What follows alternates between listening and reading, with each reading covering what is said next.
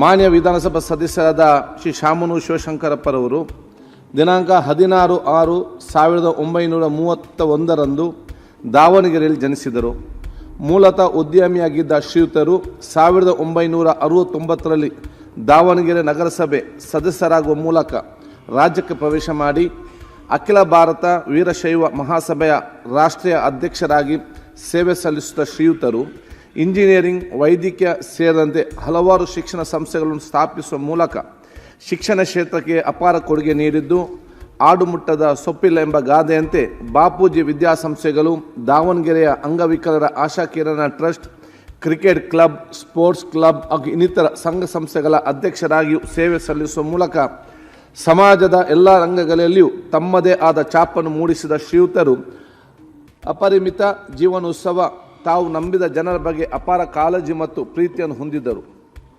ಲೋಕಾನುಭವಿ ಶ್ರೀ ಶಾಮನೂರು ಶಿವಶಂಕರಪ್ಪನವರು ಒಬ್ಬ ವ್ಯಕ್ತಿಯಾಗಿರದೆ ರಾಜಕಾರಣ, ಶಿಕ್ಷಣ, ಸಾಹಿತ್ಯ, ಆರೋಗ್ಯ, ಅಭಿವೃದ್ಧಿ, ಶಕ್ತಿ, ದಾನ ಧರ್ಮ, ಅಭಿವೃದ್ಧಿ ಸೇರಿದಂತೆ ಎಲ್ಲ ಅಪೂರ್ವ ಗುಣಗಳ ಸಂಗಮವಾಗಿದ್ದರು. ದಾವಣಗೆರೆಯಲ್ಲಿ ಜವಳಿ ಗಿರಣಿಗಳ ಅವನತಿ ಉಂಟಾದಾಗ ಆ ಊರಿಗೆ ಒಂದು ಬ್ರ್ಯಾಂಡ್ ಇಮೇಜ್ ತಂದುಕೊಡುವುದರಲ್ಲಿ ಅವರು ಪ್ರಮುಖ ಪಾತ್ರ ವಹಿಸಿದರು. ಅಪಾರ ದೈವ ಭಕ್ತರಾಗಿದ್ದ ಶ್ರೀಯುತರು ನಾಡಿನ ಬಹುತೇಕ ದೇವಸ್ಥಾನಗಳ ಗೋಪುರಗಳ ರಥಗಳ ನಿರ್ಮಾಣಕ್ಕೆ ಕೊಡುಗೆ ನೀಡಿದರು.